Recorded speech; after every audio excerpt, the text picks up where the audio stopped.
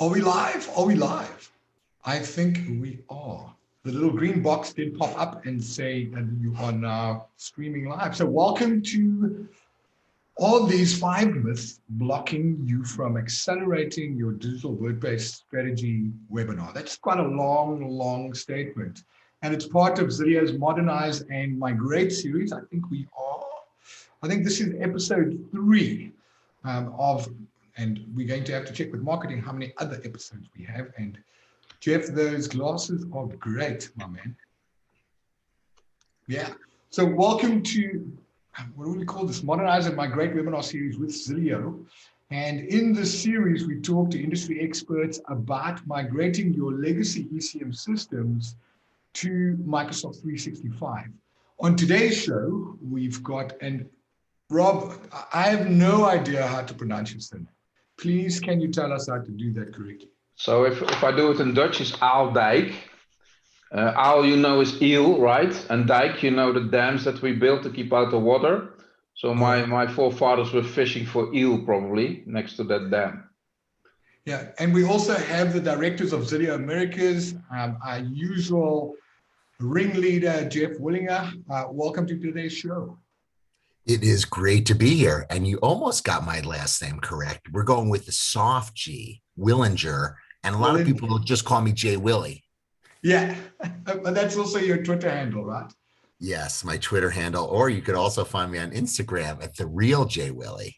I've got a good friend of mine, and it will only resonate with the South Africans on the call.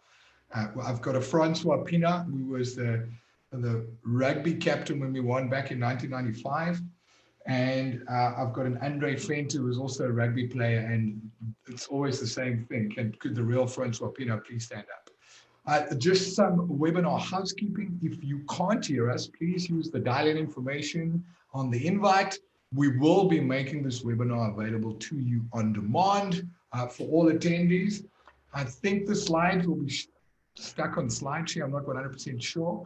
Also, please add your questions to the Q&A section that you would have access to, and we'll try to fit that in either during the webinar or at the end of the webinar, and the panel will actually screen that. So pull up a chair, grab a coffee. I'm not too sure what time it is in the world for you. Usually we'd say, well, pull up a chair, grab a coffee, grab some whiskey if it is, but although if you're traveling, it's 10 p.m. somewhere in the world, sitting in an airport lounge. And we are quite hopeful that you'll take away some of the cool things that we want to talk about today. So let's move on. Making content work, that's who we are. This is who I am. My name is Alistair Pugin, head of cloud services at Tangent Solutions, and I've done a few things with the rest of the team. We've got Rob, and you're going to have to say your surname again. Aaldijk or Aaldijk. Aaldijk, all right. He's the product architect at Zillio, so he's responsible for all the new cool features that are coming from the product stable. And then obviously we've got Jay Willie, who is a future workplace innovator and also director of Zillio Americas. Now, when we start talking about myths, there's a bunch of myths that we always face when having these conversations with customers about legacy ECM systems. And in the old days, pre-Zillio, speaking to, and Jeff, it will probably resonate quite a bit with you, coming from a SharePoint background, there was only 3 or 4 vendors out there that could do a SharePoint to SharePoint migration, right?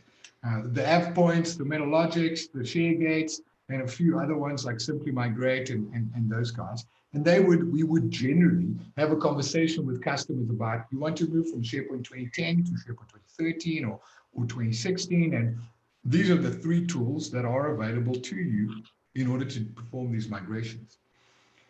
We've never really had a conversation with customers about, hey, you've got a Documentum, or you've got a FileNet, or you've got an FYI, or a Hummingbird, or an OpenText live link product in your stable, and we've never really had these conversations. And for me, when I started on this journey with Zillio, it's always been the thing, right? It's never been a conversational piece about, hey, we want to migrate from OpenText. And there's a lot of SharePoint consultants out there that still don't know that this is possible. And never mind the SharePoint consultants or the SharePoint architects of yesteryear, Organizations don't know this, and I've got 3 customers currently that says, well, we're running Documentum, we can't move.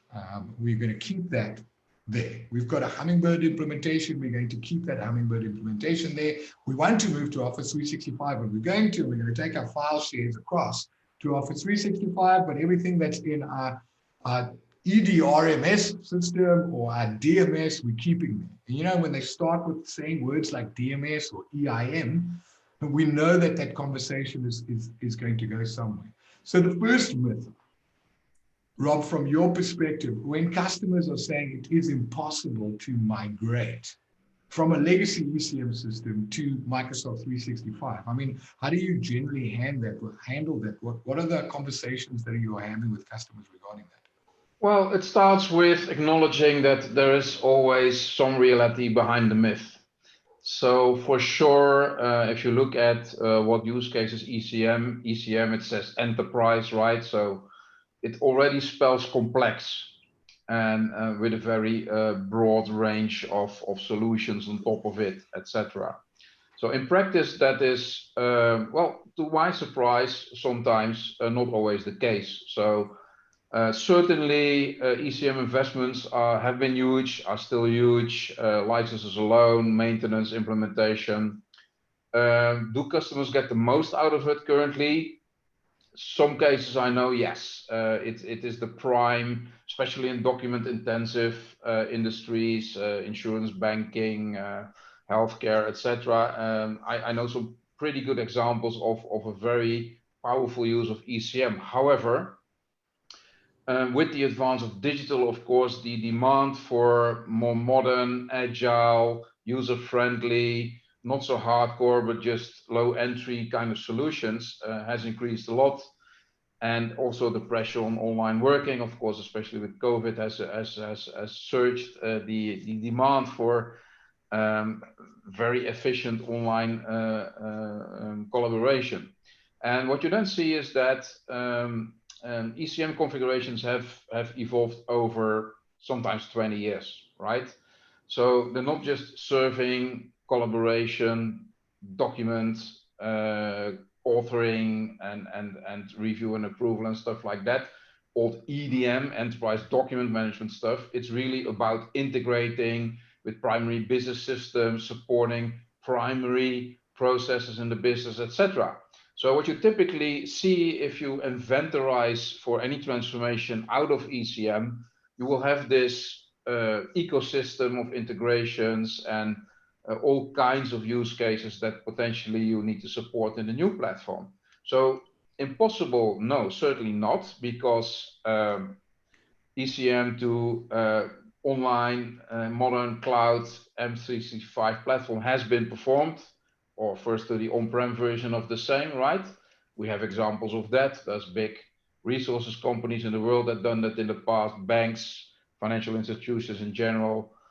So more than enough use cases where this was successful, but they were never easy or trivial. That's another myth to think that it will be trivial to move to the cloud. It is a transformation in the end. It needs to be managed as a program, especially in the larger enterprises. And you need a specific way of doing that and a lot of experience if you want to make that successful. Yeah, we do see a lot of times, specifically around customizations and integrations from legacy systems with their proprietary API, the move to the cloud for that specific thing is always negated because they're worrying about integrations. Jeff, on your side, working in the ECM space for as long as you have been, are you seeing a logical mapping between solution features from legacy ECM systems to the product stack that is Microsoft 365? You know, let's take it even a step back from that. So having a vision, why are we doing this to begin with? You know, so having that strategy, every successful migration, right? We all know it requires that careful definition of where you are and where you want to go. It definitely pays to be exceptionally clear-sighted about what the future value of this enterprise is targeting and how it will really differentiate itself, you know, over time. I run marathons, I do triathlons. I don't love running. The only reason why I do it is because I like to eat so much, so I see value, right? So we have to figure out, right? History teaches us that it's all too easy to get stuck in this pattern of, experimenting with different cloud services. And it's not enough to just migrate to the cloud and expect new business models. It's really being more agile. And it must be more than an abstract concept. It's got to be a real impact on the business. And you have to be specific about what we want to do in the future. So right now, before you migrate, you need to nail down the actual industry use cases and what you want to do. Obviously, that's why they hired me here at Zilio. So that's literally that's what gets me up every morning. And then one of my favorite phrases is plan your work and work your plan, right? A fast migration doesn't necessarily need to compromise the quality, and it really needs to minimize the unknowns and then prioritize the values along the way, and understanding, what Rob is going to be talking about, this data implications, and align that with the stakeholders. Look, for me, the biggest thing is that, and I mean, this is not a product punt, but for the most part, the biggest issue is the unknown. Not knowing that there's a product out there that can do a logical mapping for you from a legacy ECM system into SharePoint Online. I think for me, that's the biggest thing. Once you can get past the hurdle and understand that there's a product where you can map your information architecture across, hit a button and go make some coffee, and it will physically copy that document with its history to SharePoint Online, that's the magic sauce for me, straight off the bat. I mean, getting into the complexities of the migration, because some migrations might be easy, some are more complex, and you have to build more things. It's no longer just the DMS. There's BPM solutions that you've built and so forth, so on, and that needs a different type of mapping to just moving content. But for me, the biggest thing is there is a tool in the world right now that you can buy that will physically connect to your legacy ECM system and connect to SharePoint Online, and you can physically move. So for me, I would generally start it to say, well, it's not a manual process. I don't have to get the content physically out of the content store of a Documentum or a Live Link. There's a tool that will connect to that system, and I'd be able to copy it out. Because that's the other thing, the duration of migrating when you're doing a manual thing. And from a vendor lock-in perspective, that's usually the case, right? Oh, we've got this custom file store and we encapsulate the document in a DAT file, and we've got a custom header that you can't read, so you can't get your content out of the backend system, which is a lot of times where people fall over, where the infrastructure architect says, well, shit, man, I can't get the content out of that legacy ECM system because I don't have a connector, I don't understand the API. I speak to the legacy ECM company and they say, well, we can't give you your data. It's like going with a email archiving vendor that says, we'll get your data into the archive, but getting it out is almost impossible because it's custom and proprietary. So for me, that's the big thing. And I think once customers understand that there's a product that will make this easy for you, do the heavy lifting, that is quite a bit of the battle won into saying, well, you can modernize. There's a new way of working, this collaborative ecosystem that Microsoft and other cloud vendors are providing you with. You can now exist inside of that world by using tools like Zilio. Yeah.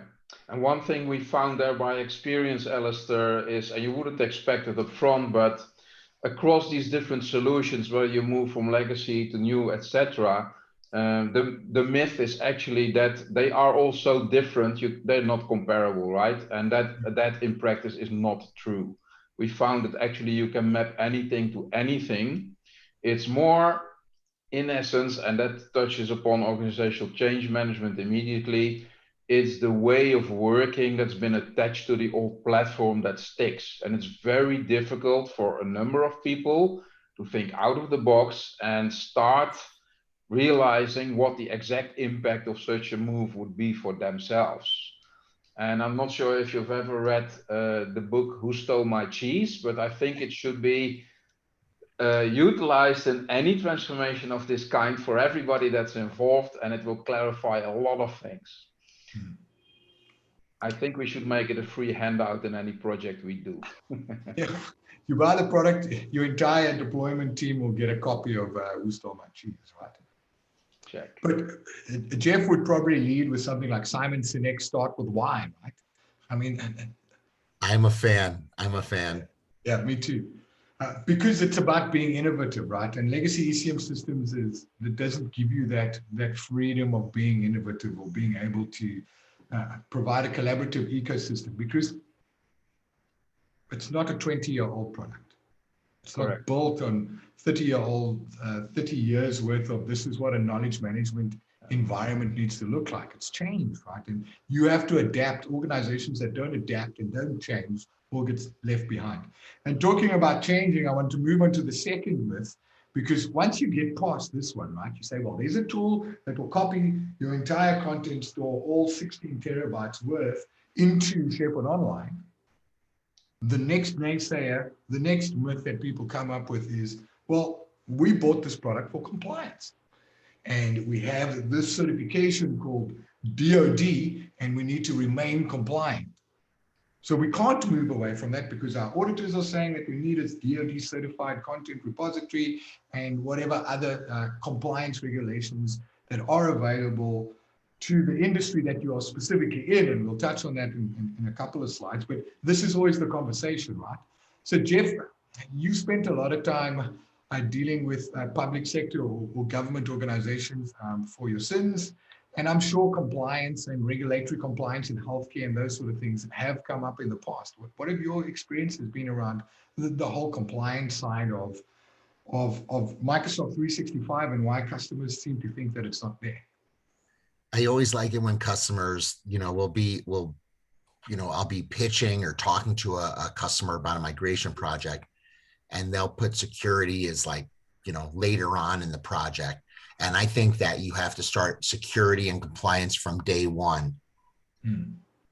Security and compliance risk is frequently cited. I was reading an article by Sky High Hopes. Security and compliance risk is the most frequently cited barrier to achieving full cloud value.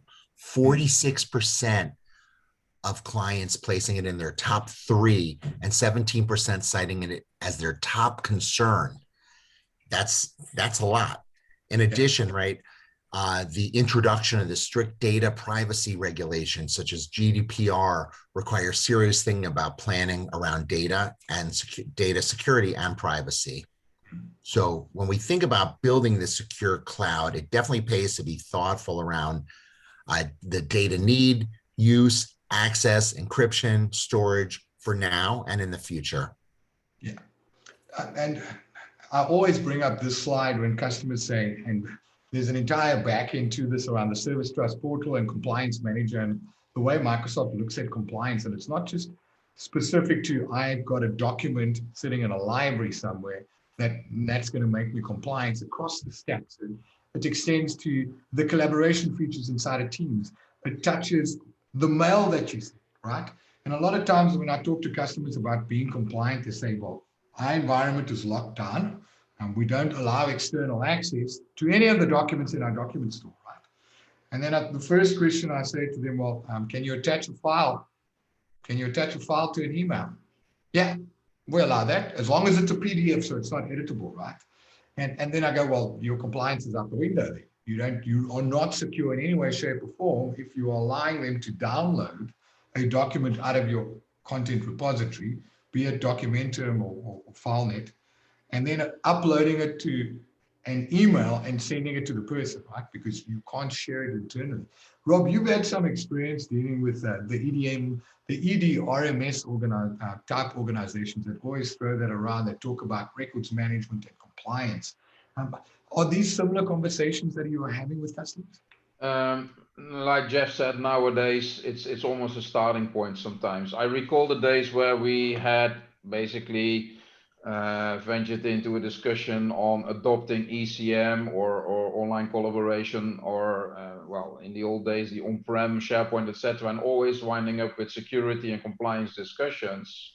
But at that point in time, I think the pressure to implement compliance was like maybe 1/5 of what it currently is.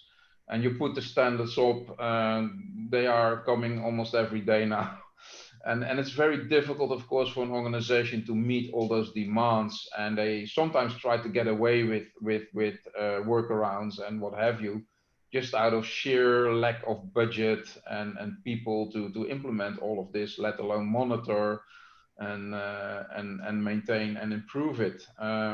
So I think there was a market, and I'm very happy to see that a vendor like Microsoft has jumped onto that with an enormous investment to automate part of this.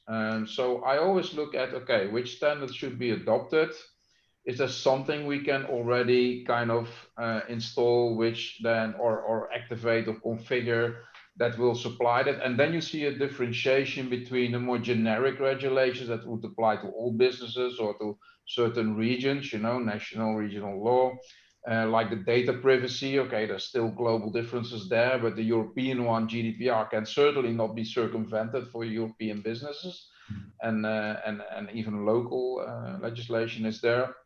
Records management standards, well, there are too many, I would say. There's no global standard for it, but certainly they do share a lot of common features and requirements that can be implemented by basically configuring standard modules now. It's not some separate system you have to buy and integrate, although that was the practice of the past, right? It's also not true that you can have one solution to rule all records management scope, unfortunately, because it extends beyond documents content. It's including all kinds of data, right? And even transactions. So it is a complex beast, but if you look at a few years ago, it would be close to impossible to manage all this from the same environment. And I'm very happy to see that, at least in the case of Microsoft, that has all become part of the platform as an integrated function. So we go to the compliance center and we see this enormous checklist of all kinds of compliance measures you can take. If you install fresh, it's of course all 0 scores, but pretty fast. By activating licenses, activating processes, you can get to a very decent level of compliance. And it covers basically all the important topics, from sensitivity management, data management for sensitivity, to records management, to data loss protection, identity access management. It's all there. And I think the great thing is that it's been centralized now. So a compliance manager and the resources actually supporting those processes can all center around this functionality for any workload that is running in their Azure tenant, including the MS365 one. So that's kind of a revolution. Yeah, it's definitely a conversation, and this is what always interests me, is where customers are saying, well, they need to remain compliant, and because they need to subscribe to some records management, the 5512. I can never get that number right, and I can never remember it. It's the 5512. 15489 3021 200 the 27001. Yeah, man. Yeah, that's the problem with compliance managers and professionals in this area. They can all dream these standards, but it's very difficult to explain to business why they're useful or mandatory, etc. That becomes a crusade in itself. So the more you can sort of take it away from the business as a mandatory thing and make the life easier, the better it is. And that should be the role of a compliance officer. Make sure you adopt those solutions that make the burden of being compliant as small as possible. And the same for industry-specific standards, like you mentioned here, a few, the HIPAA for the health, and there's SAC, there's a lot actually. Those can all be implemented by adopting information models and configuring them. I'm sure there's a market for specializing in implementing these specific standards and procedures, processes, using the automation and the information model configuration tooling in the platform. And there's absolutely a market for these industry-specific configurations. The good thing is they're not separate applications anymore. They can just be configured in the same platform. You can have the best of both worlds. It will take some time to do it, obviously, but I expect more and more standard solutions appearing in the marketplace, the Microsoft marketplace as well. to be adopted. And you then only take what you need, obviously, and you can make a program out of it. You don't have to do everything at the same time, etc. But that's the good thing it about can be compliance. adopted. Yeah. Look, that's the good thing about Compliance Manager with the templates. It actually tells you what you need to do and what specific section or article it references in the legislation or the regulations. And what Microsoft has also done, they've looked at the globe and said, well, what is the standard in the UK? So the Data Protection Act in the UK, there is a template for the DPA in the UK, right? In South Africa, we call it POPI, and the ECT Act, they have localized these templates so that we can actually use it in South Africa and use the South African regulations and legislation, and they've actually built it out that way. And for me, the big thing is it's not just limited to your document management system. It extends across your entire portfolio. So that's the cool thing about working with Microsoft solutions. It's because it is an integrated platform where you don't have to buy an archiving tool to do regulatory compliance for mail, and then buy another tool to sit on top of your DMS if you need a module plugin for records management from the 5512, whatever it's called, or a HIPAA plugin. That ships standard out of the box with Office 365. And Jeff, you mentioned earlier on, and moving on to our third myth, and I know this is quite a place for you to play in because you spend a lot of time talking to customers about security, and you mentioned it earlier on with the stats. And a lot of customers are saying, but because I can't physically touch, feel, perimeter network is no longer a thing. I can't. And there used to be a slide.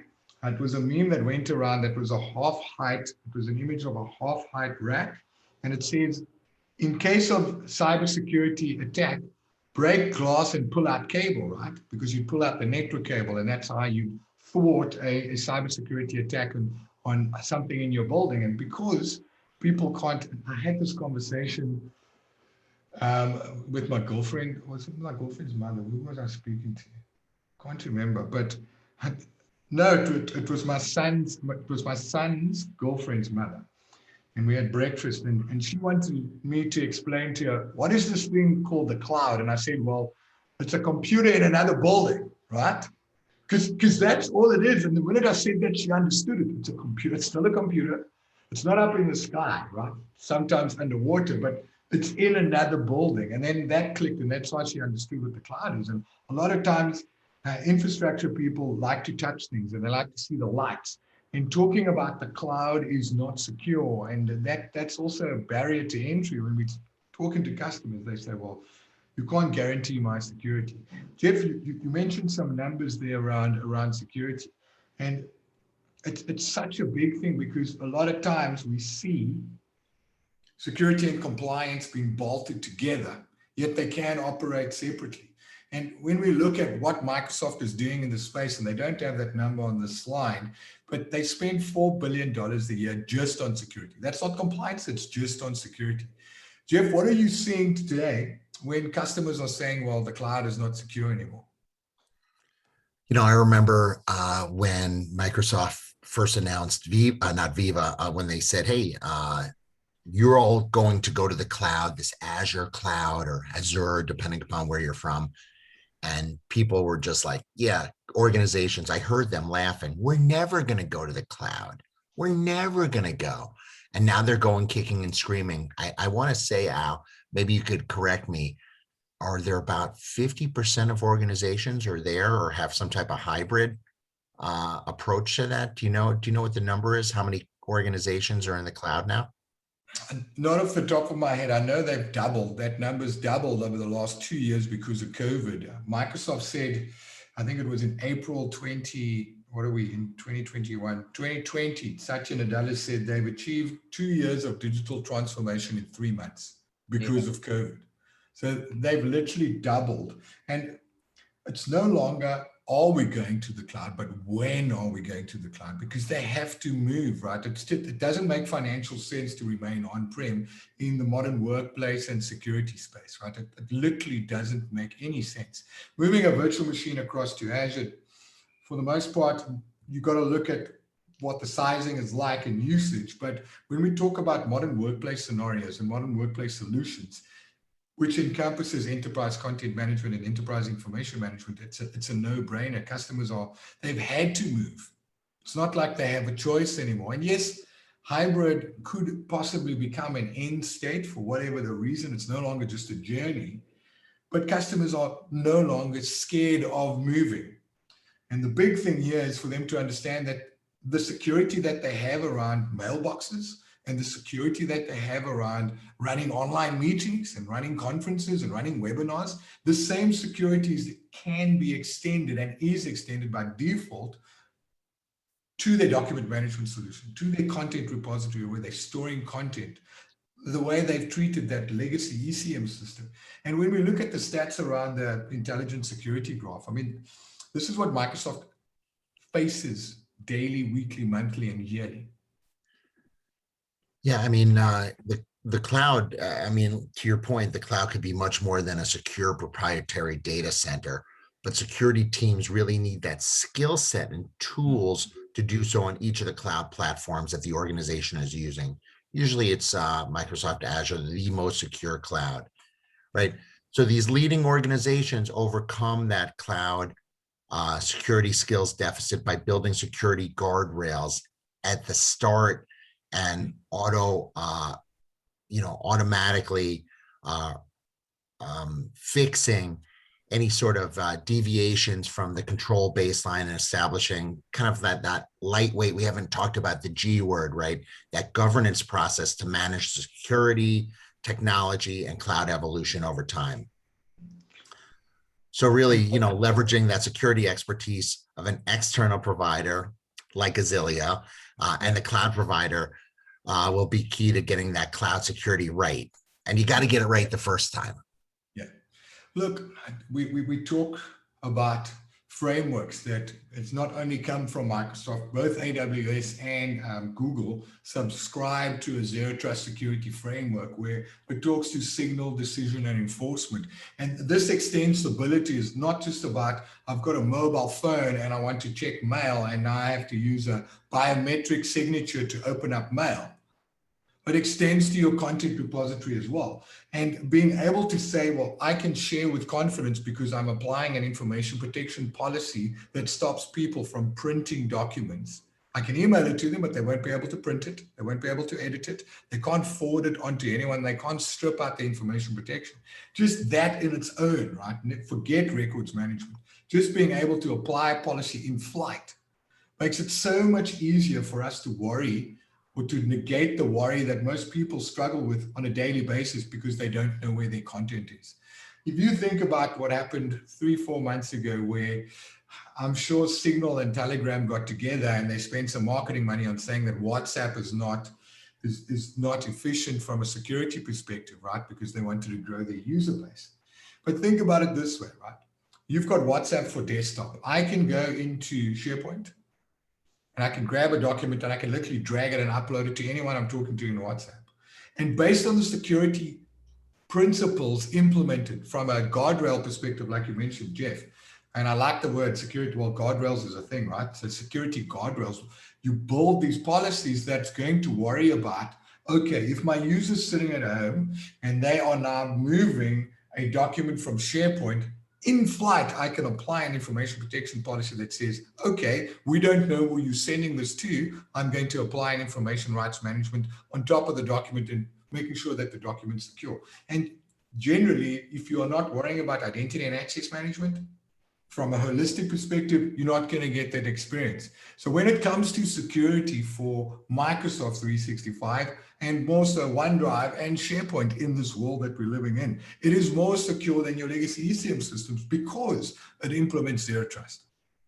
Rob, I know you've spent some time around the enforcement side when it comes to regulatory compliance. What are you seeing today in the world when it comes to how organizations are building out their cloud security?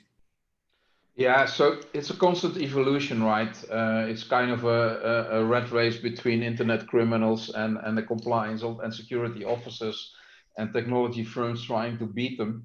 And that will go ever on. I think the main thing is that as a business, you should not be worrying too much about that kind of low-level technology anymore that tries to create security for your data and for your access and your transactions, because you will never keep up with that race yourself. It's impossible. It takes billions literally to keep up. And you better leave it to a few large parties that specialize in that. On the other hand, there's and any cloud provider will share that with you. There's a shared responsibility. So you can throw as much security measures, physical, logical at your data, but if you are not applying secure, let's say, soft policies to your employees, it's worthless, because they will share they will click on the dangerous emails regardless on their private computer, share that information with the professional one. They will lend out their passwords, and etc., etc., etc.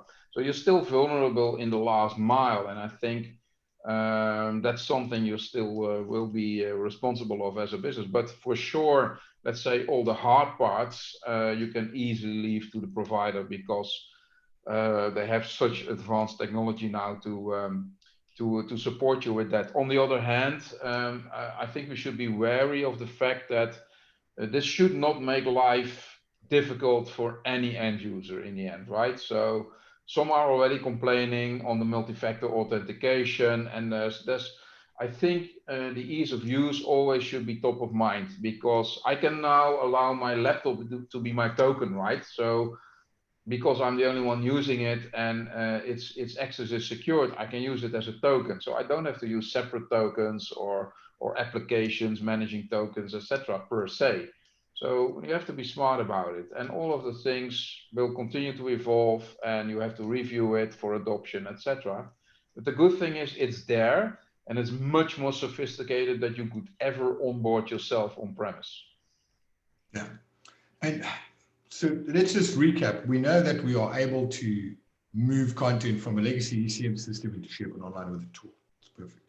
We know that Microsoft 365 adheres to more than, I think it was 170 industry regulations and legislations from a compliance perspective. And we know that you can adopt a zero trust security framework when it comes to security. But yet we still have customers out there saying, well, it's going to cost too much. You know, we've got this big training skills gap that we're going to have to worry about when moving away, because someone's been babysitting a legacy ECM system for the last 15 years, right? How do we go about making sure that organizations know and are happy with the fact that it's actually easier to move away from a legacy ECM system and start adopting a new technology? Jeff, I'm sure you had some stats on this as well. And there were things that you were talking about from a training perspective and adoption perspective, and the amount of users and support people that you have for Microsoft. I'm not going to lie, you know, the more complex the migration, the better it is for a company like Zilio, but it doesn't have to be complex, right? So really, beyond the migration, looking to that long-term value. Migration to me is really that first step to maximize that cloud value. It really, you know, what is it? It's really providing that scalable, resilient security and lower cost of ownership. That's really the start. It needs to be seen as a broader context, as a means to enabling the entire the IT environment to be run in a different way and unlocking for new business value. People will always say, well, what's the ROI? What's the ROI? And I get it. What's the ROI on your cell phone? Has anyone ever asked you that? It's hard to really put a number on that, right? It's invaluable. The way I look at a project like this, it's invaluable to put an actual number on it. So although I do like statistics and different data points, I couldn't find one. I will tell you though that, you know, organizations are going to have to do it the way that we do business, and thinking about that change management aspect to these, and how day-to-day active management and optimization are going to drive value for the business. So these are things that I think about, but it really starts with the migration. There's really no room for delay, right? Every enterprise should be looking to accelerate that cloud adoption, and not to cry wolf, but really as a matter of urgency. Yeah. But that's the thing, right? When I talk to customers and I say, well, have you moved to the cloud? Yeah, we've got a mailbox, got our identity, and we've got a mailbox, and we're using Office 365. What they're saying is they now downloaded Office 365, the desktop application, right? Word, PowerPoint, Excel, and Exchange and Outlook. And then they talk about, but yes, our compliance people or documenting people or Hummingbird people. I say, but so where's your cloud compliance people and your cloud security people? We've got those. So this is just an extension, right? It's not like you have to hire new people. Your security person for the rest of your environment, your modern workplace environment, your compliance people, it's an extension of, well, hey, we're going to put 300,000 documents into a document library, and now we can apply sensitivity labels and retention. You've already got compliance and security people inside of your organization. Also the upkeep, right? If you look at the percentage of niche players versus, and Gartner's always got these quadrants running around, and they talk about niche players. So you have to make sure that you have the right resource in the organization to support these legacy ECM systems. But when you look at Microsoft, I think the ratio was 1 to 17. For every one legacy ECM system support person, you've got 17 Microsoft people available, at least to give you that warm and fuzzy to know that I'm not the only, I started off as a COBOL developer, right? As a COBOL programmer. And generally there's usually one COBOL developer, right? That's working in a financial institution who's been there for 25 years. And if he leaves, their world stops, right? And you want to mitigate the risk of being reliant on that. And by moving to Microsoft 365, you've got a plethora of skills at varying levels, and it's easier to get those people in. Also, upskill your existing team to worry about records management inside of Office 365. Worry about information protection inside of Office 365. You no longer have to, it's not I've got to study for 10 years and I've got to worry about these things. And I only can go to one training provider because they're the product provider as well. You could literally go and study online to be a SharePoint expert or a OneDrive expert, or pick a designation, pick a product inside of Microsoft 365. You can literally go to Microsoft Learn today, and I guarantee you in 3 to 6 months time, you'll have enough skills to be able to maintain the security and compliance solutions that Microsoft provides you with today. So you no longer have to worry about, this is a niche technology, it's a niche product.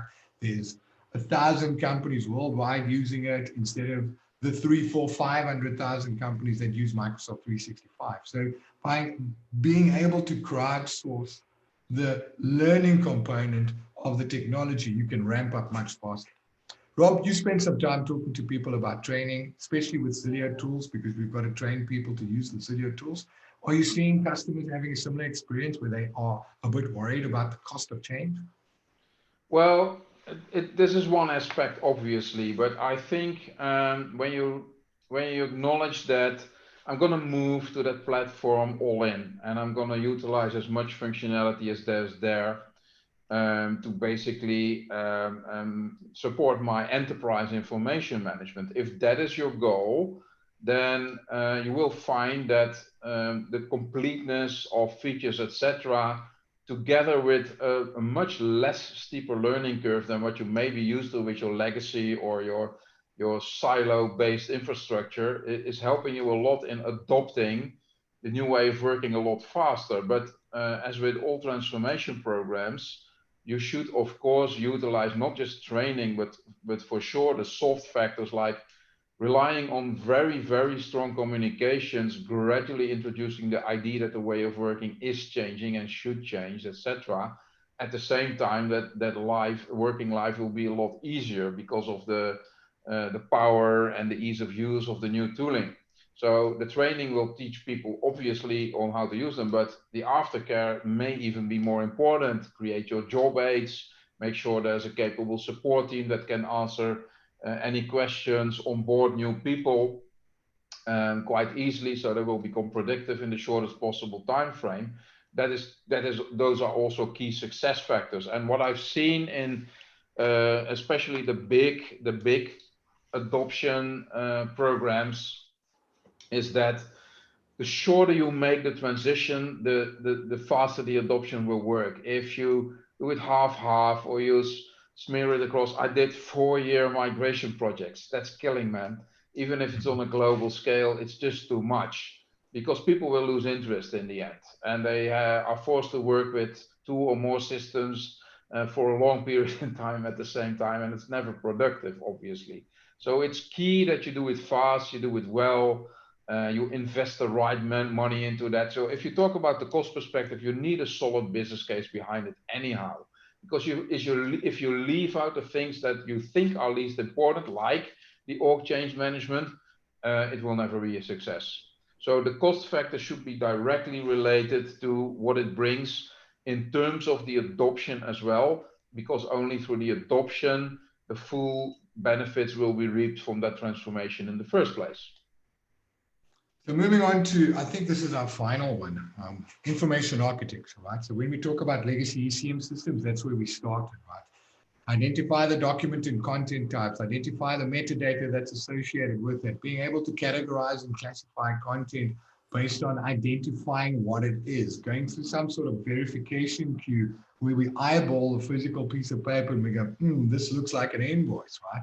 And we've got 50 years worth of content. I mean, I was chatting to a good friend of mine, Simon Denton, and he was on one of our webinars talking about the amount of content that they have.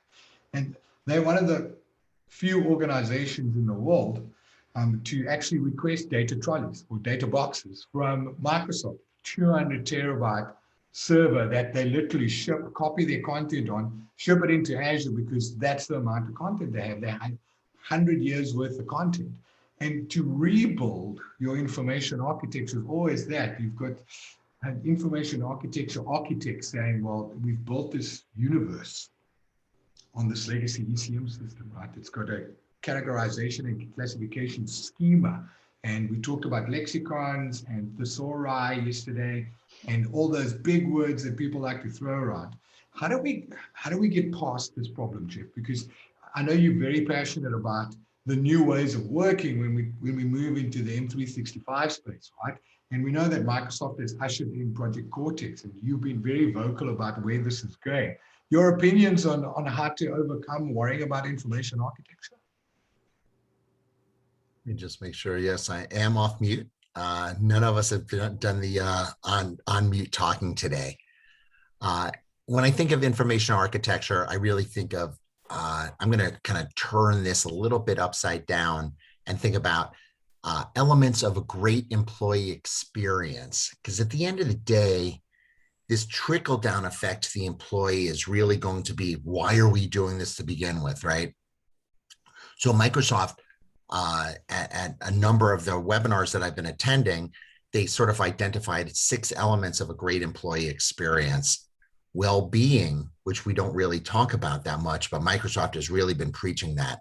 Connection, having that, we're all working remote, we're going to be working remote in the future, but being connected to other employees.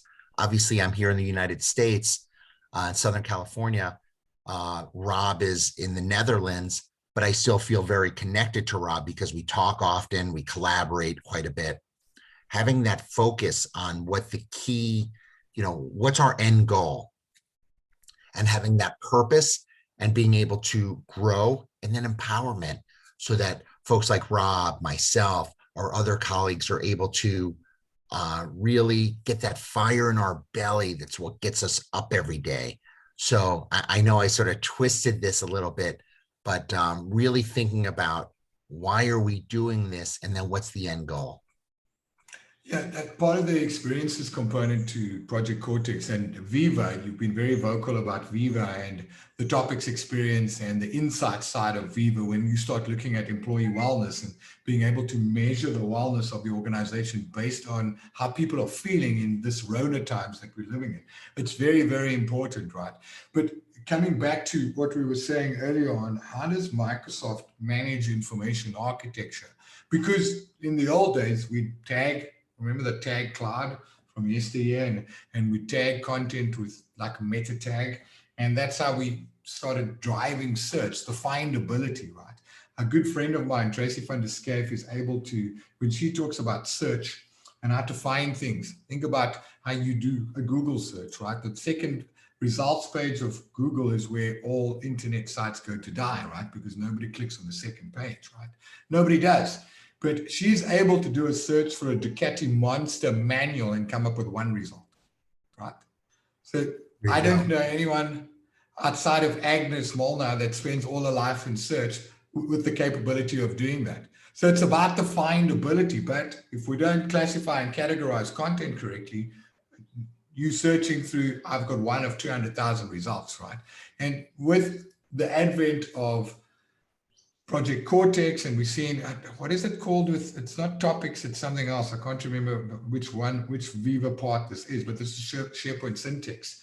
And being able to apply an AI model to this body of knowledge that you have, because everyone says it's going to take us a year to re-architect our information architecture because the product is new, and yet we still want to be able to identify, categorize, and classify and apply some sort of rights management and records management and information protection to the content. We've got 172 million documents that we want to move across to Microsoft 365. And what Microsoft has gone and said, well, let's give you some AI. Rob, you were talking about AI yesterday. You've obviously seen what Microsoft has done around entity relationships and entity extractors of a body of knowledge that you push in, and then being able to apply these models to classify and categorize content inside of your content store. You've all seen this specific demo that Microsoft does around document understanding. That's what I was looking for. And it actually detracts from having to worry about manual classification, right? I mean, you build out an entity model and you say, well, apply this entity model or this entity extraction process to a body of knowledge. And in so doing, you can use artificial intelligence and machine learning to actually categorize and classify the new way of working with content. So for me, when I look at information architecture standards, being able to circumvent someone eyeballing 172 million documents because they want to classify it, although you do bring across the metadata with that, it's just an easier way of being able to label content inside of your organization. Yeah, so this is a classic one, obviously, and I must say that the recent developments which we also see in this platform are quite interesting, because in all those years, in my beginning of my career as an information professional, I was very strict about information architecture. You had to classify everything, it needed to be precise, you had to use thesaurus to get the language disambiguation and all of those difficult things. Leading to an overhead that was practically unmanageable because you had to apply everything manually. There was no automation in that sense. And with the advance of AI, and there were earlier versions of AI, pretty crude, of course, getting it wrong all the time, so introducing less findability instead of increasing it. I think we're now at the, not saying that we're all there yet, because you still have to put effort into training models and stuff. But the intelligence, the algorithms have improved in such a way that that burden actually has become a lot less of late, and it's quite recent actually, and it's still evolving. So yeah, I also played around like many people with the new features, obviously, and I'm quite surprised to see in what short time you can attain, of course, a still simple classification within a certain subdomain of the business. So if you distribute that burden across business, I think they now for the first time will get the tooling in hand, which allows them in a relatively short time frame to automate at least the classification and some entity extraction, which gives you the business context to your otherwise unstructured content, because that's still the root cause of this problem. Obviously, it's not structured data. The business context is not applied from the start. It has to be bolted on in hindsight or during the processing of that information. So I think we now got for the first time, the tooling that is understandable for a broad audience, for business people, business analysts at least, you know, but all those are interested could easily learn this kind of technology to apply it and make their life a lot easier than that of their colleagues. So I'm quite pleased actually that this has been introduced. It still has to prove itself, I think, in larger organizations where at least the prerequisite is that on the highest level, and I always have the rule of thumb that you should be able to understand your organization's information model at least 3 layers deep. If you extend to 5 or 7, you're doing it wrong.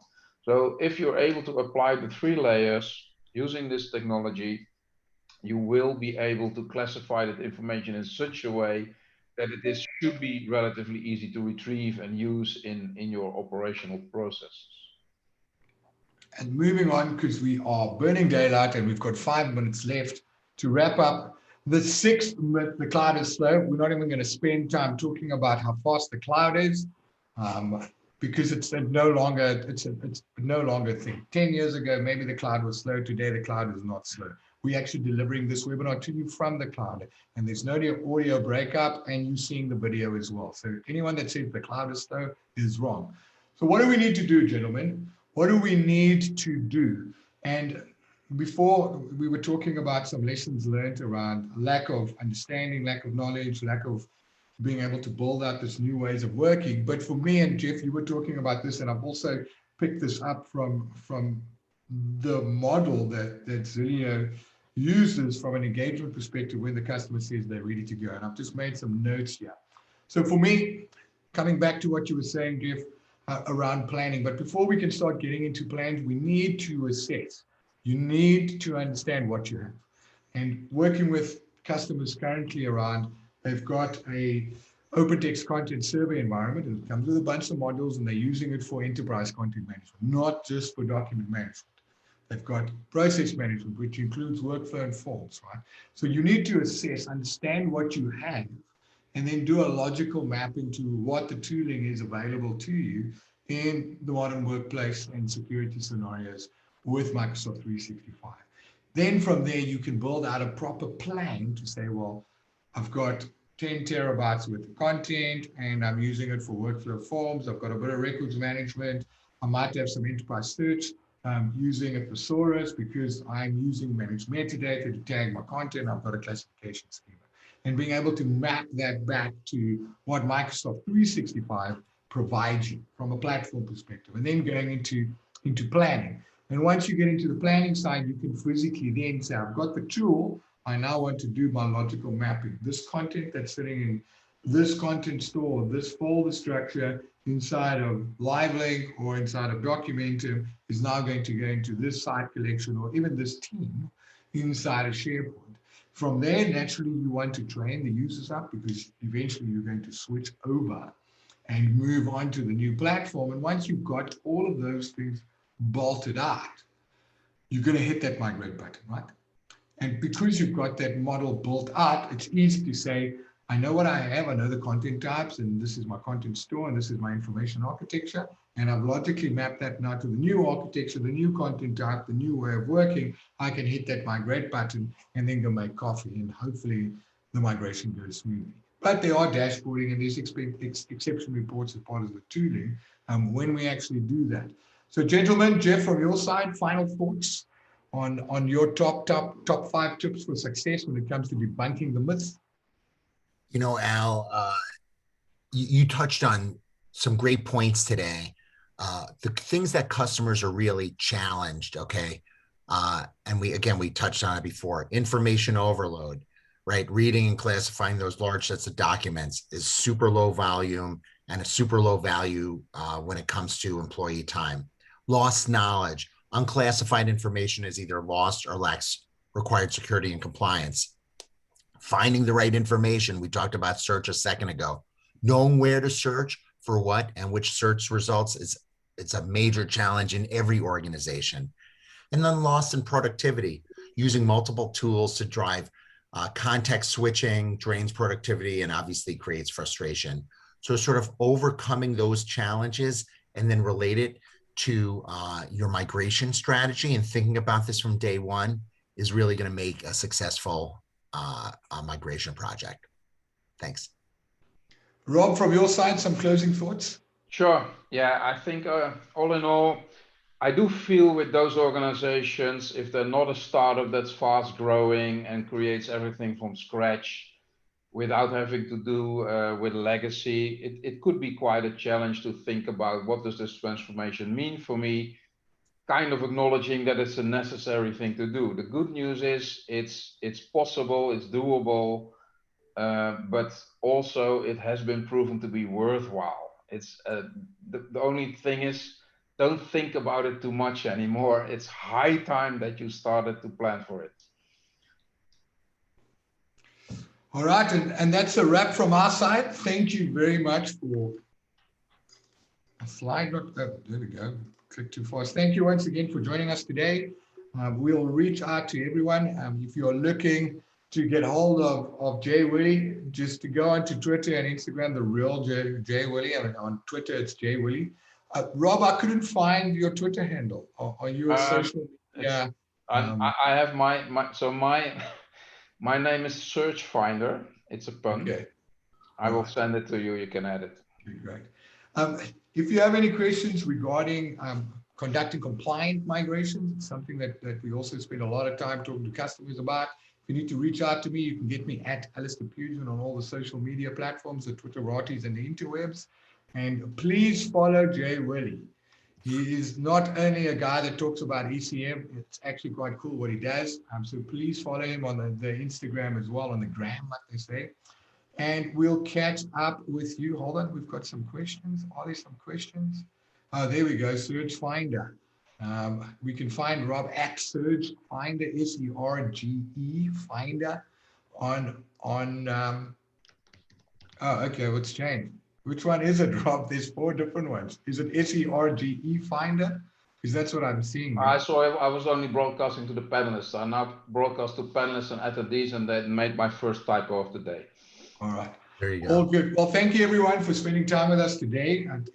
What is today? Today's Wednesday, webinar Wednesdays with Zillia. And we will let everyone know when the next episode in the series comes out. We've got a few events that's coming up in June and July, and we will take it from there. Thank you very much. Ciao, ciao. Have a great day.